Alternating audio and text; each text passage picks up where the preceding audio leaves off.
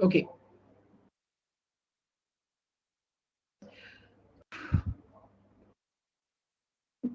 फटाफट से रिवाइज करेंगे। मंथ कोड क्या था? 12 का महीना होता है, 12 का महीना होता है 144, जीरो लगाकर पहुंच गए 5वें महीने में 25, ठीक है। उसके बाद जीरो लगा के पहुंच के कौन से महीने में? फिर 5 का स्क्वायर, फिर जीरो लगा के 6 का स्क्वायर, और लास्ट में 146। वीक कोड क्या है? 0 संडे स्टार्ट करते हुए 1 2 3 4 5 6, Monday Tuesday Wednesday Thursday Friday Saturday, ठीक। और डेज का क्या था?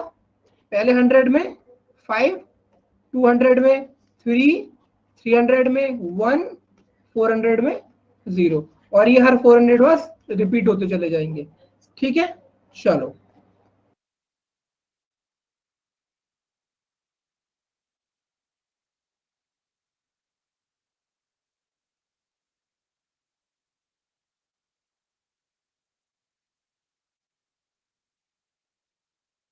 ओके। और यहाँ पर लीप ईयर में क्या चेंज है? सिर्फ पूरा का पूरा कोड सेम है, इसको 0 कर दो, इसको 3 कर दो। मतलब अगर ऐसे याद नहीं रख पा रहे तो ऐसे याद रख लो कि जो ऑर्डिनरी ईयर के लिए कोड है उसमें से एक एक माइनस करना है बस, वो भी इन दोनों में सिर्फ, और बाकी एज इट इज रहेगा। तो अब कल हम लोग इसकी चर्चा करने की कोशिश कर रहे थे, लेकिन हमने अपने आप को रोका था क्योंकि कल समय की सीमा समाप्त हो चुकी थी। तो आज हम इसके बारे में डिस्कस करेंगे कि ये फॉर्मूला क्या है। सुनो, ये जो फॉर्मूला है ये आपको किसी भी साल में, चाहे 18 से हो, चाहे 17 से हो, चाहे 16 से हो, चाहे 2000 हो, चाहे 2300 हो। नमस्ते मनस, मैं बढ़िया हूं बच्चे, आप कैसे हो? ठीक है, चाहे वो कोई सा भी सेंचुरी ईयर हो, आपको सिर्फ और सिर्फ एकमात्र ये फॉर्मेट याद रखना है।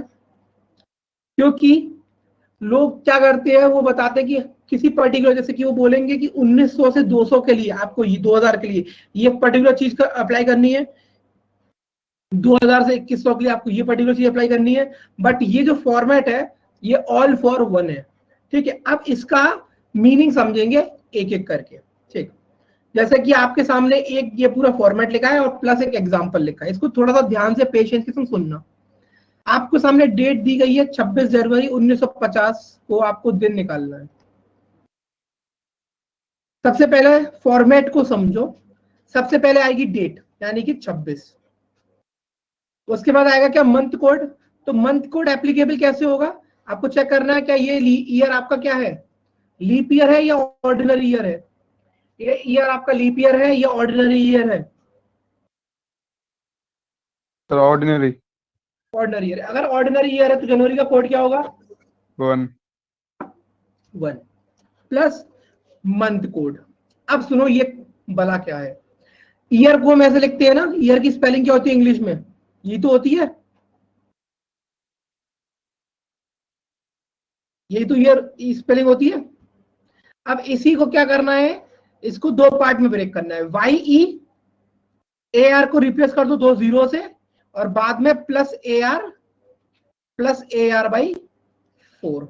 अब देखो, वाई ई डबल जीरो का 1950 से क्या मतलब होगा? वाई ई की जगह क्या लिखा है? 19, और बाद में ए आर को रिप्लेस कर दो डबल जीरो से, 1900। उसके बाद यहाँ पर ए आर क्या है? 50। यहां पर क्या करना है? ए आर बाई 4, और लास्ट में फॉर्मूले में 5 आपका ऐड करना है, ये इंक्लूडेड है फॉर्मूले के अंदर ही अंदर, ठीक। अब थ्रू आउट द कैलेंडर हमने दो चीजें देखी कि जब भी हम किसी भी नंबर को 7 से डिवाइड कर रहे थे तो हमारा वहां पे उद्देश्य था क्या? हमारा वहां पे उद्देश्य था कि हमें वहां पर एक्स्ट्रा डे निकाल ले, एक्स्ट्रा ऑड डे निकाल ले, ठीक है। लेकिन जहां पर भी पूरे थ्रू आउट द कैलेंडर हम 4 से डिवाइड करते हैं तो हम क्या निकालने की कोशिश कर रहे होते हैं? हम क्या निकालने की कोशिश कर रहे होते हैं? लीप ईयर निकालने की कोशिश कर रहे होते हैं, बस बात खत्म, ठीक है। 26 को एज इट इज लिख दो, 1 को एज इट इज लिख दो। अब आता है कि सर 1900 का क्या करना है? तो 1900 को याद करो कि 1900 के अंदर कितने ऑड डेज होंगे। तो 1900 के अंदर कौन सी वाली कहानी आएगी? जो कहानी 300 के लिए होगी, क्योंकि जो कहानी 300 के लिए होगी वही कहानी 700 के लिए होगी, वही कहानी 1100 के लिए होगी, वही कहानी 1500 के लिए होगी, और वही कहानी 1900 के लिए होगी। इसका मतलब यहाँ पर जो ऑड डेज आएंगे वो क्या आ जाएंगे 1। 50 को एज इट इज लिखा रहने दो। 50/4 कितने लीप ईयर आ जाएंगे इसके अंदर? 12 4 48, 12 आ जाएंगे। यस और नो? और लास्ट में जाके 5 को ऐड कर देना है। इन सबको ऐड करके नंबर निकाल लो, क्या आ रहा है? 26 + 1 27 + 1 28 50 78 78 + 12 90 90 + 5 95। अब क्या करना है, लास्ट में जाके इसको वापस से 7 से डिवाइड कर दो, तो क्या आ जाएगा? 7 1 7 25 7 4 7 3 21, तो रिमाइंडर आएगा 4। रिमाइंडर आएगा 4। इस 4 का मतलब क्या होगा? 0 से संडे, 1 से मंडे, 2 से ट्यूसडे, 3 से वेडनेसडे, 4 से थर्सडे। तो जिस दिन भारत का कॉन्स्टिट्यूशन डे बनाया जाता है, रिपब्लिक डे बनाया जाता है, वो दिन आपका कौन सा है? थर्सडे। 12 वाला रिपीट कर दीजिए प्लीज। देखो अनामिका, यहाँ पर क्या लिखा है? AR/4। 50 को आप 4 से डिवाइड करोगे अनामिका, तो यहाँ पर आपके कितने लीप ईयर्स आएंगे अनामिका?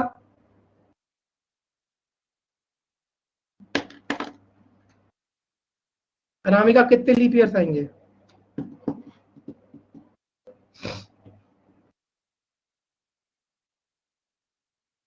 12। तो बस उस लीप ईयर को ही ले लेना है यहाँ पे। समझ आया बच्चों?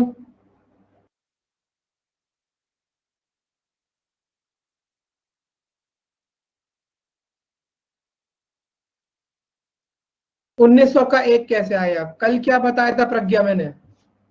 पहले 100 में होते हैं 5 ऑड डेज, 200 में होते हैं 3 ऑड डेज, 300 में होते हैं 1 ऑड डे, 400 में होता है 0 ऑड डे। इन सब में 400 ऐड करते चलो, कहानी सिमिलर हो जाएगी। तो 300 में 4 ऐड करोगे तो आएगा 700, 700 में 400 ऐड करोगे तो आएगा 1100, 1100 में 400 ऐड करोगे तो आएगा 1500, और 1500 में 400 ऐड करोगे तो क्या आएगा? 1900।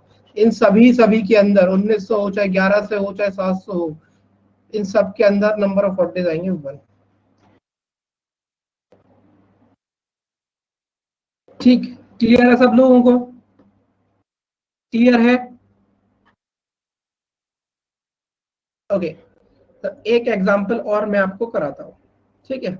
चलिए एक एग्जांपल करेंगे, फिर आपको फॉर्मूला क्लियर हो जाएगा। अब बात करते हैं, हमारे पास बेस्ट तरीका है कि सर अगर हमें इस फॉर्मूले को वेरीफाई करना है तो what is the best method? तो बेस्ट मेथड इज कि आज क्या कह देना है? आज है 23 अप्रैल 2021 और दिन है आपका शुक्रवार। तो आओ इसी को वेरीफाई करते हैं। 23 अप्रैल 2021। पहले लिखेंगे मंथ कोड, सॉरी पहले लिखेंगे डेट, फिर मंथ कोड। मंथ कोड क्या होगा 0 अप्रैल का? 0। उसके बाद YE00, तो यहाँ पर क्या हो जाएगा? 2000। उसके बाद AR यानी कि 21 प्लस AR/4 प्लस लास्ट में 5, तो 23 प्लस 0। 2000 में ऑड डेज कितने होंगे? 2000 में ऑड डेज कितने होंगे? 0 0 प्लस 21, 21/4 करोगे तो कितने लीप ईयर्स आएंगे? 5 5 5 प्लस 5, सबको ऐड कर लो। 23 + 21 44, 44 + 10 54, 54 को 7 से डिवाइड करोगे, 7 7 49, रिमाइंडर आएगा 5। 5 का मतलब क्या हो जाएगा? फ्राइडे। आया समझ में? आया सब बच्चों को समझ में?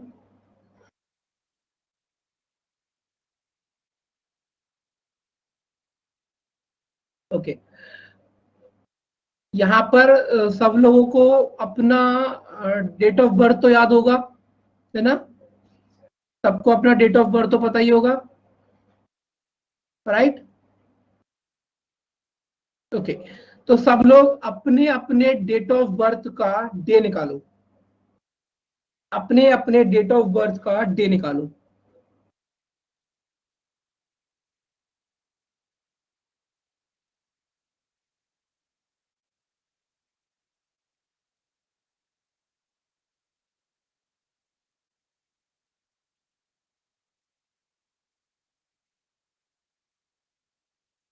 निकल गया सर, निकल गया सैटरडे। हो गया वेरीफाई? बाकी लोग भी करके देखो।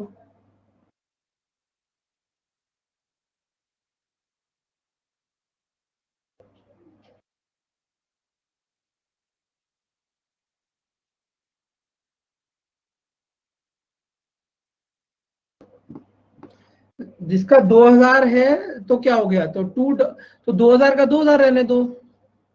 देखो जैसे यहाँ पे किसी का बर्थडे है 1 जनवरी 2000, मतलब ऋषिका आप 2000 में बॉर्न हुए थे, राइट?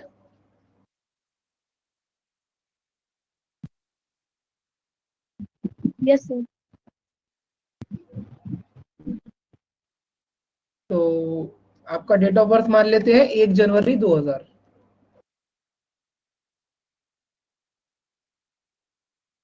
तो कैसे करेंगे?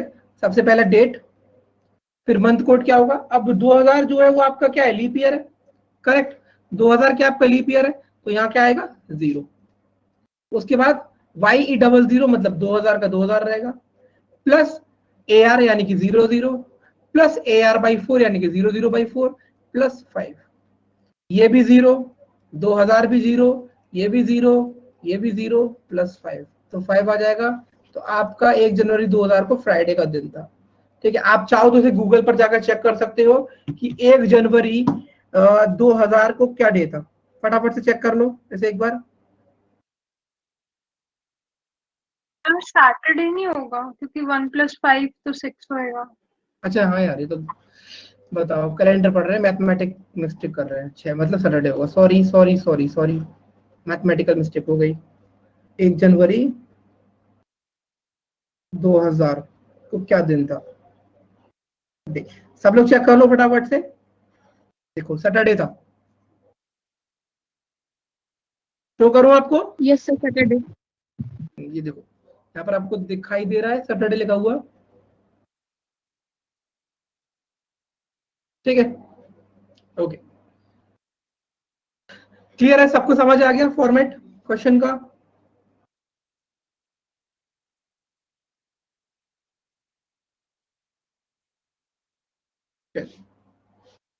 क्वेश्चन नंबर 19 ट्राई करते हैं।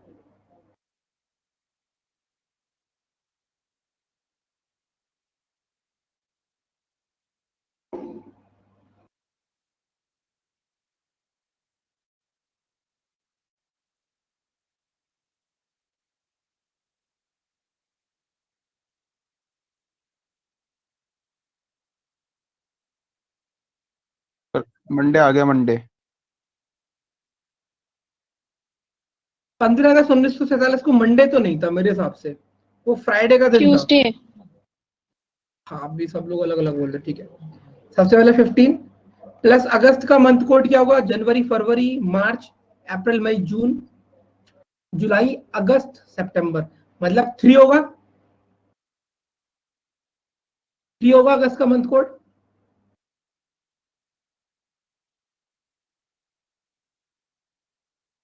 प्लस जनवरी फरवरी मार्च अप्रैल मई जून जुलाई अगस्त, 8th मंथ है ना, तो 025 0 3 4 5 6 7 8 036।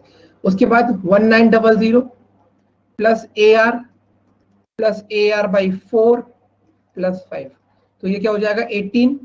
1900 में कितना आएगा 1 प्लस 47, इसमें क्या आएगा 11 प्लस 5, तो ये क्या हो जाएगा 19 प्लस 47 66, 66 प्लस 77 प्लस 5 82। 82 को अगर 7 से डिवाइड करोगे तो रिमाइंडर आएगा 5, मतलब दिन कौन सा हो गया, फ्राइडे का। क्योंकि ये फेमस डेट है, ये तो याद है मुझे, फ्राइडे का दिन होगा, यस सर, ट्यूसडे। फ्राइडे। हाँ ठीक है, चेक कर लो एक बार, कोई डाउट तो नहीं है इसमें किसी को?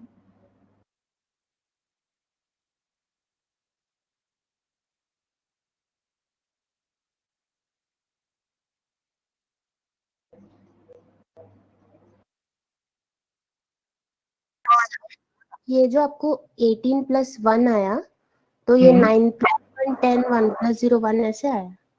कैसे? 1900 का 15 + 3 8 किया आपने।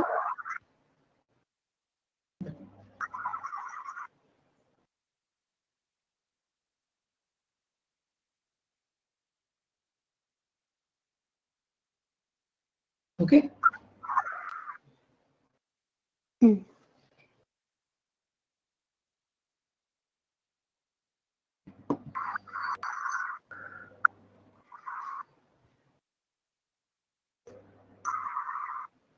क्लियर है सबको?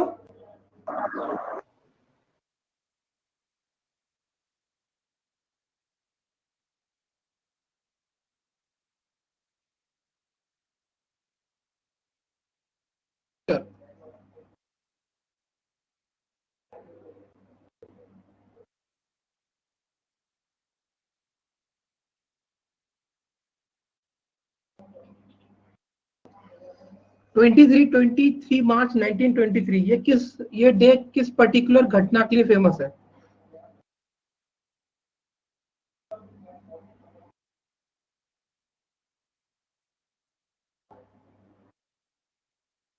फ्राइडे। फ्राइडे तो है, बट ये वाली जो डेट है किस दिन के लिए फेमस है? सिविल डिसोबीडियंस मूवमेंट तो पहले हुआ था शायद से। ये डे आपका फेमस है, मतलब फेमस नहीं है। हाँ प्रीति, यहाँ पर भगत सिंह, राजगुरु और सुखदेव को फांसी पर चढ़ाया गया था शाम 7 बजे।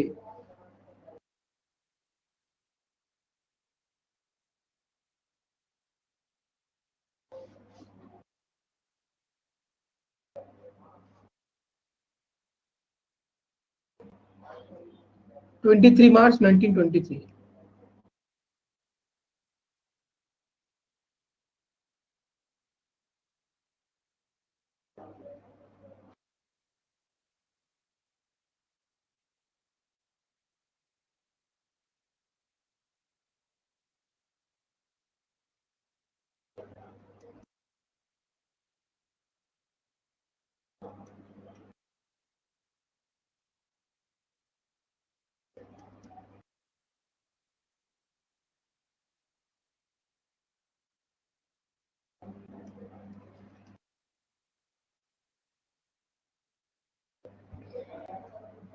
क्लियर सबको?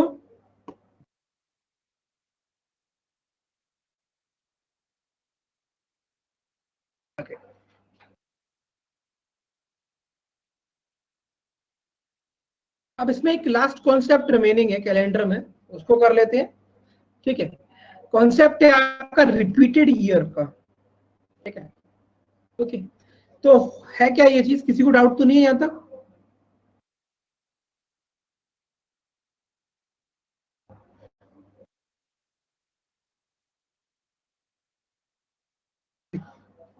मतलब रिपीटेड ईयर का कॉन्सेप्ट क्या है? मतलब बात ये आती है कि जैसे आज कौन सा ईयर चल रहा है? 2021।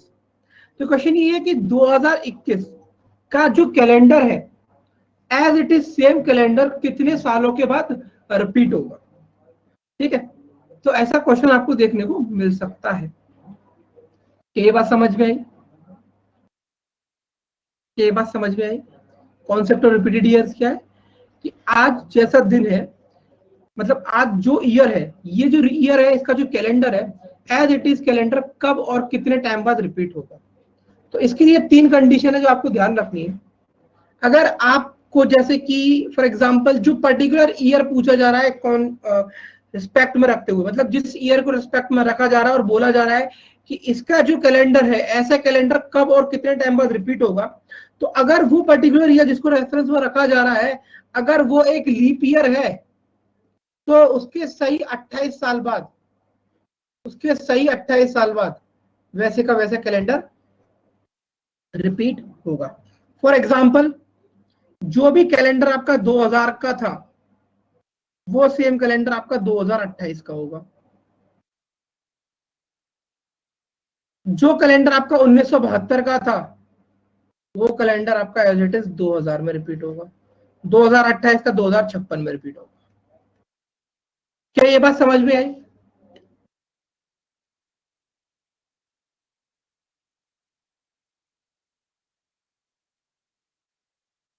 सर अगर 2021 का हो तो कब होगा? इसका 28 साल बाद। उसके बाद 2021 आपका लीप ईयर नहीं है ना? हाँ 2024 होगा ना, लीप ईयर 2024 होगा तो उसके 28 साल बाद, उसके 28 साल बाद वो रिपीट होगा। 2024, हाँ 2024 का कैलेंडर 2052 में रिपीट होगा। 2052। ठीक। अब तो ये कंडीशन जब है कि जब जो जिसके रेफरेंस में पूछा जा रहा है वो ईयर आपका लीप ईयर है। सेकंड पॉइंट देखो, if the given year is not a leap year but the year previous to it is a leap year, जैसे कि जिस वर्ष हम जी रहे हैं 2021, जो एक बहुत ही मनुष्य साल है, अगर ये पूछा जाए कि 2021 का कैलेंडर अब कब रिपीट होगा, तो ध्यान दो इससे पहले वाला year, if the given year is not a leap year but the year previous to it is a leap year, इससे पहला वाला जो साल है यानी कि 2020, ये एक लीप ईयर था, ये एक लीप ईयर था। Yes sir, leap year. Yes sir. Then add 6 to the given year, तो इसमें 6 ऐड कर दो, तो आंसर आ जाएगा 2027। यानी कि 2021 और 2027 का कैलेंडर क्या होगा, सेम होगा। वेरीफाई करना है तो जाओ गूगल पे डालो 1 जनवरी 2021 क्या डे है, जाकर चेक करो एक बार। 1 जनवरी 2021 का क्या डे है, आप लोग वेरीफाई करो, मैं वेरीफाई कर रहा हूं। 1 जनवरी 2021 डे क्या है, फ्राइडे है। 1 जनवरी 2021 फ्राइडे है।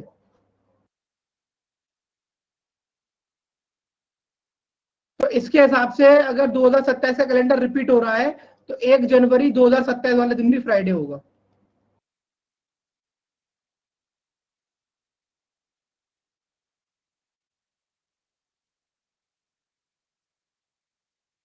चेक किया, चेक किया बच्चों?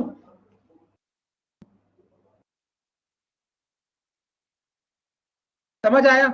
मतलब पहली तो कंडीशन क्या है, अगर जिस ईयर के रेफरेंस में पूछा जा रहा है कि वो ईयर कब रिपीट होगी, तो अगर वो ईयर खुद एक लीप ईयर है तो उसमें सीधे सीधे 28 ऐड कर दो। और अगर जिस ईयर के रेफरेंस में पूछा जा रहा है उससे जस्ट एक प्रीवियस ईयर लीप ईयर है, तो जिस ईयर के रेफरेंस में पूछा जा रहा है उसमें 6 ऐड कर दो। समझ आया? Okay sir. अगर ऊपर की दोनों कंडीशन सेटिस्फाई नहीं होती हैं, अगर ऊपर की दोनों कंडीशन सेटिस्फाई नहीं होती हैं तो उसमें 11 ऐड कर दो। जैसे कि कैलेंडर 2022 का, 2022 ना तो लीप ईयर है ना तो उससे एक पहला ईयर 2021 लीप ईयर है, तो 2022 में अगर आप 11 ऐड कर दोगे तो 2022 का कैलेंडर और 2033 का कैलेंडर, दोनों कैलेंडर सेम होंगे। सिमिलरली अगर आप 2023 को चेक करोगे तो 2023 ना तो एक लीप ईयर है ना तो इससे एक पिछला साल लीप ईयर था, तो 2023 में आप 11 ऐड कर दोगे तो 2034। इन दोनों का जो कैलेंडर है इन दोनों का सेम होगा और इन दोनों का सेम होगा। इसके बाद 2024 आ जाएगा जो कि एक अपने आप में लीप ईयर है, तो 2024 का कैलेंडर 2052 में रिपीट होगा। क्या तीनों पॉइंट समझ में आए सभी बच्चों को? Yes sir.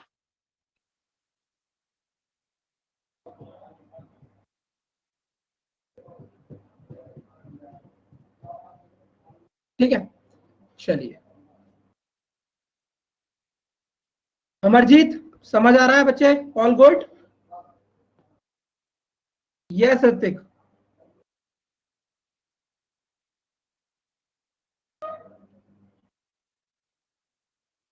Okay Amarjeet. Question number 26।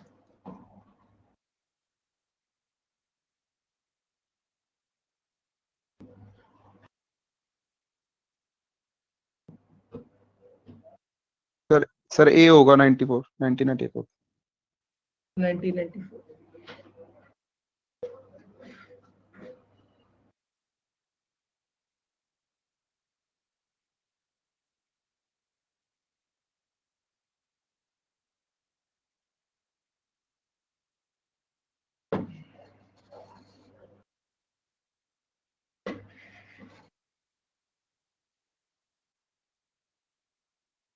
Sir A होगा। Which year will have the same calendar as that of the year 1981? So 1981 is not a leap year, but 1980, that is a year previous to the given year as a leap year. Then we will add 6. Therefore, correct answer is 1987.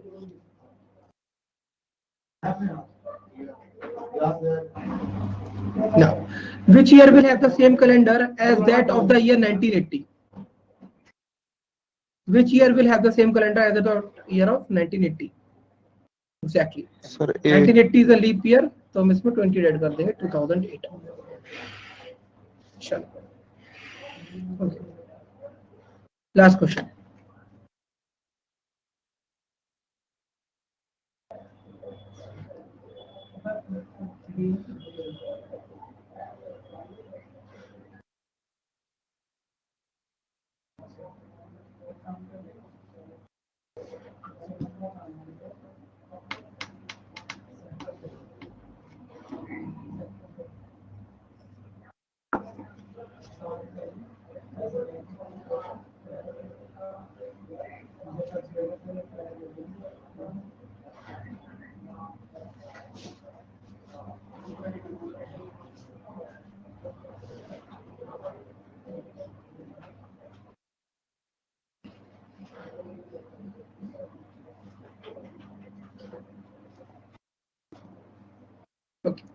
Very good Amarjeet.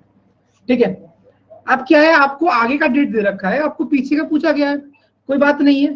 क्या करो, इस वाली date से इस वाली date पर चले जाओ और ऑड डेज फाइंड कर लो.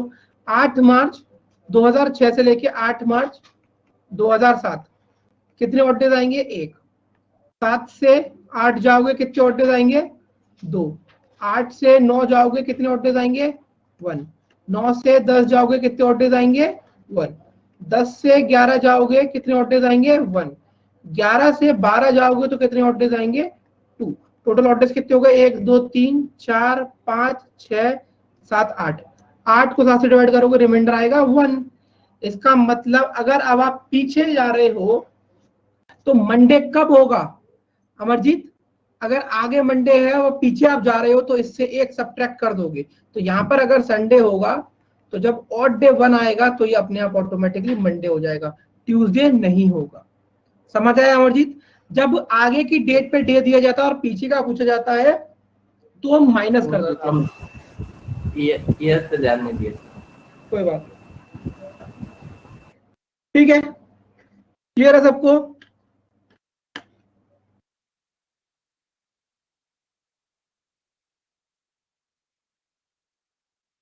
क्लियर है बच्चों? ठीक है, ओके. अब मुझे ये बताओ, सबसे पहले कैलेंडर में इतने टाइप के क्वेश्चन आते हैं कि टॉपिक पूरा अच्छे से क्लियर हो गया?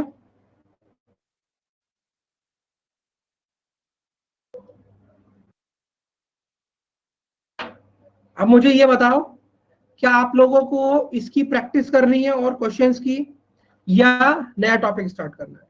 प्रैक्टिस करनी है तो प्रैक्टिस करेंगे थोड़ी सी, नया टॉपिक तो नया टॉपिक. बताओ आप लोग.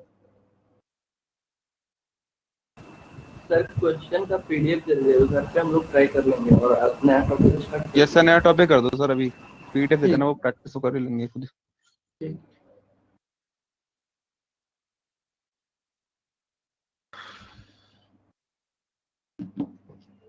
चलो,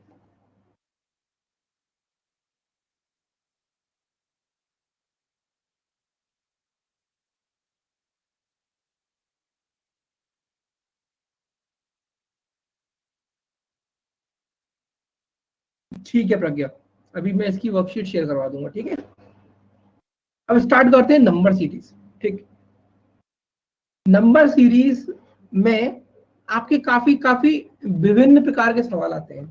ठीक है, उससे पहले कुछ चीजें ये जानो कि जो नंबर सीरीज टॉपिक है, यहाँ पर हम एसएससी एस्पिरेंट की क्लास में इसलिए पढ़ रहे हैं क्योंकि ये जो टॉपिक है ये बैंकिंग में भी पूछा जाता है और एसएससी में पूछा जाता है. लेकिन बैंकिंग वाले स्टूडेंट को ये टॉपिक मैथ्स में पूछा जाता है, मैथ के सेक्शन में, और एसएससी वाले स्टूडेंट को ये क्वेश्चन रीजनिंग सेक्शन में आते हैं. तो हम लोग यहाँ भी कवर करेंगे और इस टॉपिक को सर आपको मैथ्स में भी कर कराएंगे जो लोग बैंकिंग वाले स्टूडेंट्स हैं. ठीक, लेकिन कुछ चीजें इस टॉपिक पे कमांड अच्छी बनाने के लिए वो ये जरूरी है कि आपको 1 से लेके 30 तक का स्क्वायर अच्छे से याद होना चाहिए और 1 से लेके 15 तक का क्यूब याद होना चाहिए. ठीक है, तो सबसे पहले हम इनको लिखेंगे जिससे कि आप लोग इससे गो थ्रू हो लो. चलो स्टार्ट करेंगे, सब लोग लिखना. अपनी अपनी कॉपीज के अंदर। पहले स्क्वायर लिखो 30 तक।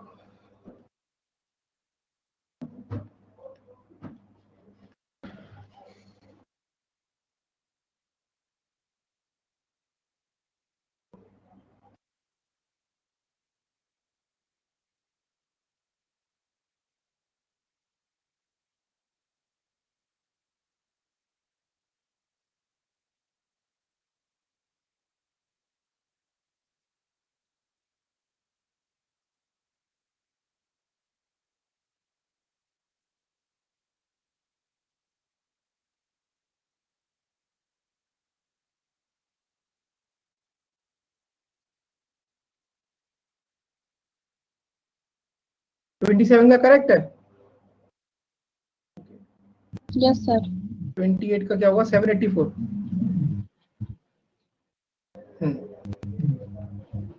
29 का होगा 829। 841, हाँ 841। और 30 का होगा 900। ठीक है, तो ये चीजें आप एक जगह लिख लो क्योंकि ये बड़ी इंपॉर्टेंट है।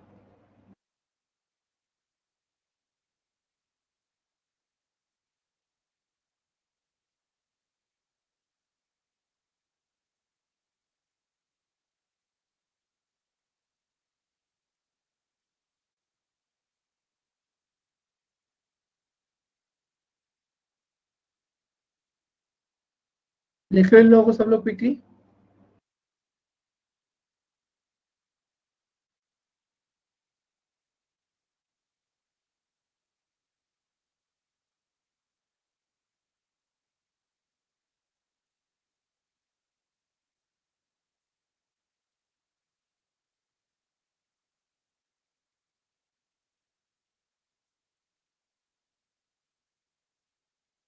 चलिए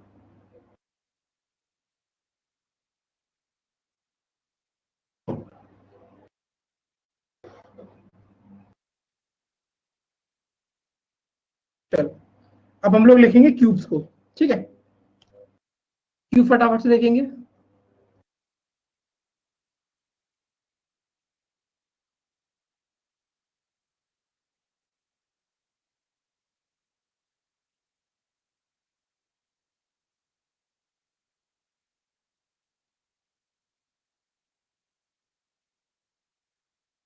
तो एक बार चेक करते हैं करेक्ट है क्या। नहीं, 1728। 1728।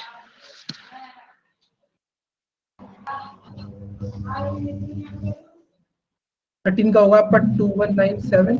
ये आपको सिर्फ 15 तक याद रखने हैं।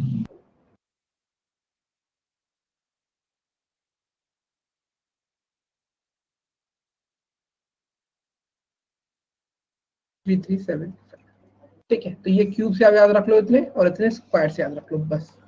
स्क्वायर्स तो सबको याद ही होंगे, और क्यूब भी आपको 12 तक तो याद होते ही हैं। 30, 40, 15 का एक बार और आपको बस थोड़ा सा ध्यान से देखना पड़ेगा। ठीक, अब देखो लिख लो पहले से, फिर बात करेंगे आगे।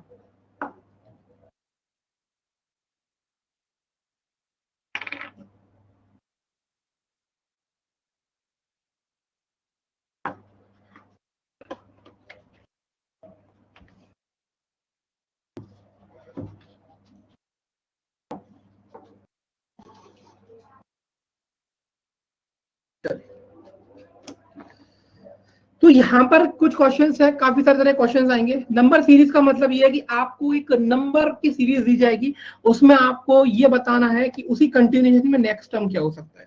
ठीक है, उस तरीके से रहेगा।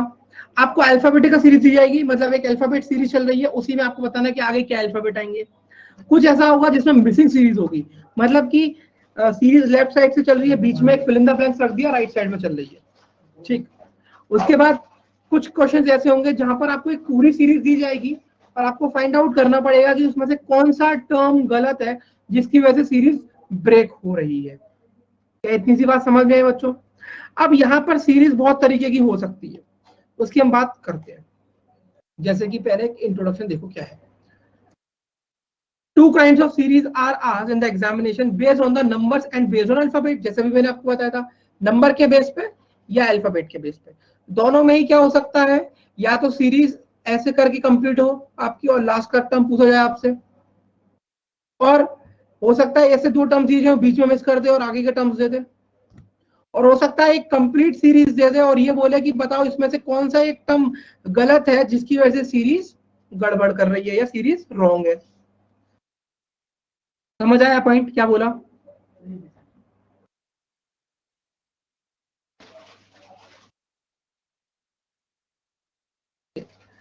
आपको करना क्या है, ध्यान से सुनो।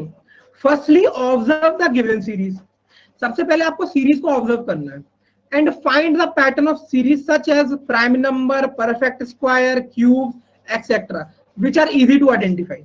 Calculate the difference between the numbers of the pattern in the difference. आपको कोई भी एक सीरीज दे दी जाएगी, सबसे पहले आपको आइडेंटिफाई करना है कि क्या वो कोई ऑड नंबर की सीरीज है, प्राइम नंबर की सीरीज है, अल्टरनेट सीरीज है, एडिशन सीरीज है, सब्ट्रैक्शन सीरीज है, क्या है। जैसे कि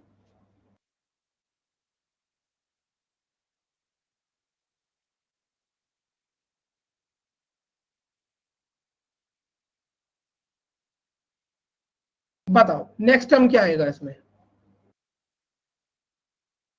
ऐसे हम काफी सारे एग्जांपल्स करने वाले। पहले आपका एक सर 27 27 भूपेश कैसे क्या दिमाग लगाया है? सर, 1 फिर 2 का डिफरेंस, फिर 3 फिर 4 फिर 5 फिर 6 फिर 7 का आएगा। तो 7 का डिफरेंस होगा तो 29 आएगा। 29, हाँ 29 आएगा। तो यहां पर आप देखोगे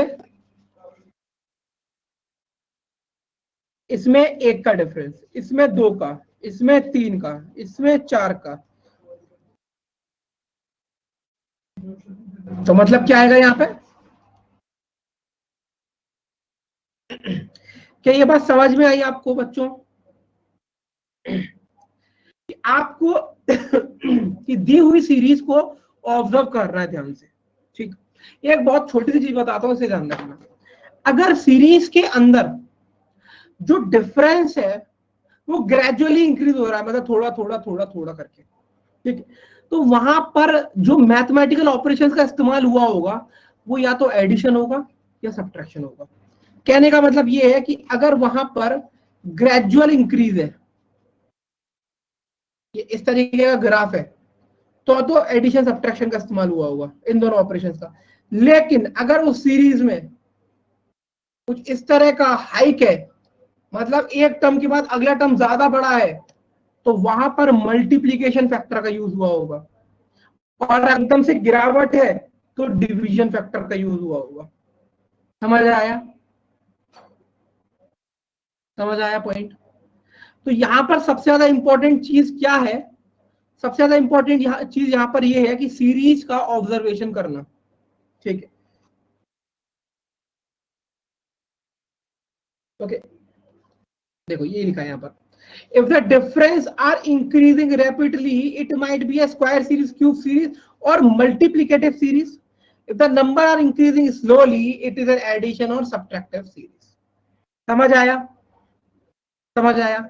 यहाँ पर कुछ एग्जांपल्स हम लोग देखते हैं और उसके संग आपको धीरे धीरे मैं एक्सप्लेनेशन देना शुरू करता हूँ।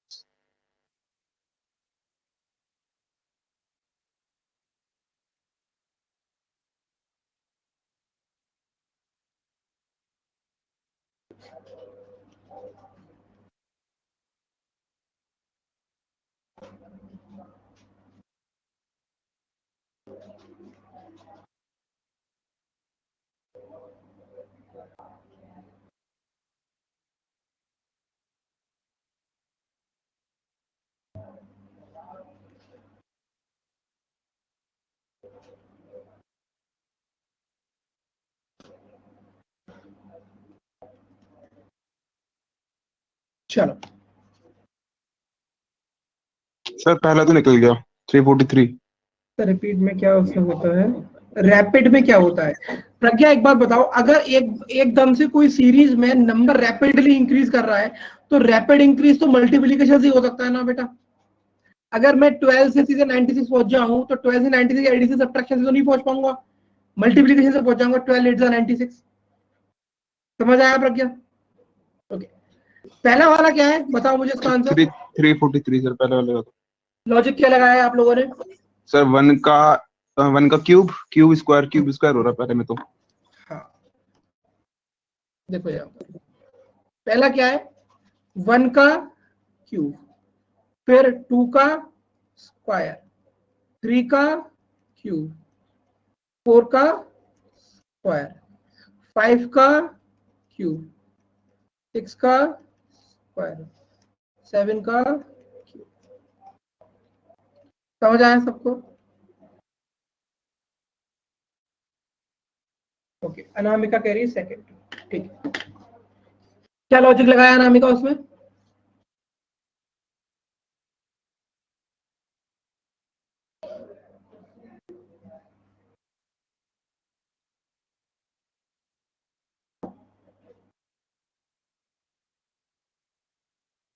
ओके देखते हैं। सबसे पहले आप देखोगे 1 से 1 आप कैसे जा सकते हो, 0 ऐड करके। ठीक है, चले गए। फिर 0 के बाद 1 में 1 ऐड किया, 2 ऐड कर दिया, ओके। फिर 4 ऐड कर दिया। अगर यहां पर अगर ऐसा होता कि पहले 0 ऐड हो रहा है, फिर 1, फिर 2, फिर 2 का डबल 4 ऐड होता तो 8 आता, बट वो नहीं है। ठीक, उसके बाद क्या चीज है यहाँ पे, तो देखेंगे क्या मल्टीप्लीकेशन है। अब यहाँ पर ऑल ऑफ अ सडन आगे जाके आप देख रहे हो कि इंक्रीज जो हो रहा है वो एकदम से खतरनाक वाला हो रहा है। सीधे 1 से 1, फिर 1 से 2, 2 से 4, 4 से 12, 12 से 48। तो पहले क्या है, 1 इंटू 1 1, फिर 1 इंटू 2 2, 2 इंटू 6 होगा सर। यहाँ पर 1 इंटू 1 किया है, फिर 1 इंटू 2, फिर 2 2 सा 4, फिर 4 4 3 जा 12, 12 4 जा 48, सही लिखा हुआ है 48 5 जा 2 के बाद 6 होगा। सर 1 के बाद 1 नहीं हो सकता ऐसा लग रहा है मुझे। 1 इंटू सर 1 2 किया के तो बाद 1 आ 6 गया, होगा। फिर 1 इंटू 2 किया, 1 इंटू 2 किया तो 2 आ गया, फिर 2 इंटू 3 करेंगे तो 6 आएगा। यहाँ पर गड़बड़ है सीरीज में कुछ। ठीक है, यहाँ पर रुक जाओ, ये गलत है, इसको कट करते हैं यहाँ से। सीरीज कुछ इस तरीके की बनेगी, अगर मल्टीप्लिकेशन का फैक्टर लेकर चलना है तो 1 इंटू 1, फिर 2, फिर 6, फिर 24, फिर 120, और उसके बाद क्या आ जाएगा यहाँ पर 720 अगर लेते हैं तो। अब यहाँ पर क्या है वो देखो, यहाँ पर जो मल्टीप्लिकेशन फैक्टर यूज किया वो 1 किया है, यहाँ पर मल्टीप्लिकेशन फैक्टर यूज किया है, यहाँ पर 3, यहाँ पे 4, यहाँ पर 5। तो इस तरीके से ये सीरीज चल रही है। समझ आया? जो हमने लिया था वो कहीं ना कहीं मिस्टेक हो रही थी उसमें, या आप उसे बोल सकते हो, आप करेक्ट कर सकते थे उसको। ठीक है, समझ आया? वो जो हमने लिया था वो सीरीज नहीं बन रहा था, वो मिस्टेक हो रही थी बीच में। क्लियर हुआ? Question number first and second clear हुआ? एग्जांपल मतलब बेसिकली। हाँ बोलो सर। जो आपने सेकंड वाला सीरीज लिखा था, अगर हम उसको जो आपने पहले ही लिखा था उसको भी ऐसे ही तो कर सकते थे ना, कि जैसे पहले वाले नंबर को हम ऑड नंबर से मल्टीप्लाई करेंगे तो 1 आएगा, फिर हम 2 बार इवन नंबर से मल्टीप्लाई कर रहे हैं लाइक 2 से, तो उससे तो सीरीज बन रही थी। फिर हम 3 से मल्टीप्लाई करेंगे तो 12 आएगा, उसके बाद 4 से मल्टीप्लाई करेंगे तो ऐसे नहीं ना। आप क्या बोल रहे हो, पहले एक बार ऑड से मल्टीप्लाई किया, फिर 2 बार ऑड, फिर 2 बार इवन से कैसे कर दिया? ये कोई सीरीज थोड़ी ना हुई। सीरीज तो तब होती ना, एक बार ऑड एक बार इवन, एक बार ऑड एक बार इवन, वो सीरीज होती ना। ये कोई सीरीज थोड़ी ना कि एक बार ऑड से कर दिया फिर 2 बार इवन से कर, नहीं, ये कोई सीरीज नहीं है। Okay okay, now let's talk about third question. Third में आप देखोगे तो क्या है, 2 से 1 कैसे जा सकते हैं, तो 2 इंटू 0.5, राइट, 1, फिर 1 into 1 equals to 2 into 0.5 equal to 1, 1 into 1 equals to 1, फिर 1 इंटू 1.5 इज इक्वल्स टू 1.5, फिर 1.5 इंटू 2 इक्वल्स टू 3, फिर 3 into 2.5 is equals to 7.5, then 7.5 into 3 equals to 22.5। मतलब यहाँ पर जो मल्टीप्लिकेशन फैक्टर है वो 0.5 से हर बार इंक्रीज हो रहा है। समझ आया? थर्ड वाला सब लोगों को समझ आया?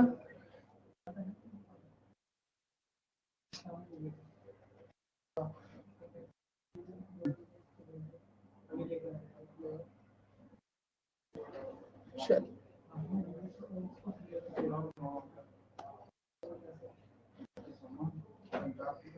चलो टाइप ऑफ सीरीज इसको देखो। सबसे पहले prime number series. Prime number series का आपको पता ही है नंबर कौन से होते हैं, जो नंबर खुद से ही डिविजिबल होते हैं या फिर 1 से। करेक्ट। तो ये सीरीज आपके सामने लिखी है 1, 3, 5, 7, 11। नेक्स्ट टर्म क्या आना चाहिए यहाँ पर? नेक्स्ट टर्म क्या आना चाहिए यहाँ पर? 13, क्योंकि 11 के बाद अगर ये प्राइम नंबर की सीरीज है तो 11 का नेक्स्ट नंबर क्या आएगा? तो नेक्स्ट प्राइम नंबर होगा।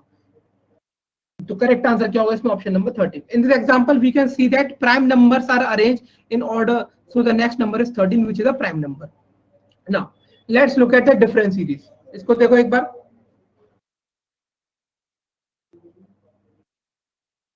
26।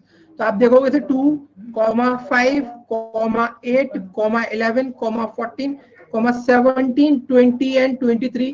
तो यहाँ पर हर जगह 3 का डिफरेंस है। यहाँ पर हर जगह 3 का डिफरेंस नजर आ रहा है। तो इसका नेक्स्ट क्या हो जाएगा? 26। क्लियर सबको? यस अनामिका, +3। थर्ड और फोर्थ को ऑब्जर्व करो। थर्ड सीरीज और फोर्थ सीरीज को ऑब्जर्व करो। अभी हम सिर्फ देख रहे हैं कि सीरीज क्या हो सकते हैं, क्वेश्चंस को बाद में करेंगे। ओके, तो पहला क्या है? +7 है, +8 है ऋतिक, फिर +9 है, +10 है, +11 है। तो उसके बाद नेक्स्ट क्या हो जाएगा? +11 के बाद नेक्स्ट क्या हो जाएगा ऋतिक? +12 हो जाएगा। तो 59 में आप +12 करोगे तो you will and up getting 71। Clear? Next है आपकी डिवीजन सीरीज। तो सीरीज क्या है? 160, 80, 40 और 20। देखो डिवीजन सीरीज आपको देख के लग रहा होगा कि एक तरीके से मतलब स्लैंट डिक्रीमेंट आया, मतलब एकदम से नीचे गिरावट आई है। तो चीज कब पॉसिबल हो सकती है? जब आप डिवीजन यूज करोगे। तो पहला टर्म आपने किया डिवाइड बाई 2, 80 आया, इसको भी डिवाइड बाई 2 किया, 40 आया, 40 को भी डिवाइड बाई 2 करोगे 20 आएगा, और 20 को भी फर्दर डिवाइड बाई 2 करोगे तो क्या आएगा? 10 आएगा। तो 10 इसका करेक्ट आंसर हो जाएगा। तो इस तरीके से ये कुछ आपकी सीरीज है। ठीक है, इसी फॉर्मेट में हम आगे कंटिन्यू रखेंगे, कुछ सीरीज की और बात करेंगे और उसके बाद एग्जांपल्स देखेंगे, और जो डिफरेंट टाइप की सीरीज प्रॉब्लम आएंगे उनको भी हम फेस करेंगे। ठीक है, समझ आया? थोड़ा सा बेसिक ही पढ़ाया आज हम लोगों ने नंबर सीरीज का। ठीक है, कैलेंडर की जो क्लास पीपीटी है और दोनों वर्कशीट दोनों शेयर करवा दूंगा। क्लास पीपीटी को रिवाइज कर लेना और वर्कशीट से प्रैक्टिस कर लेना। ठीक है बच्चों?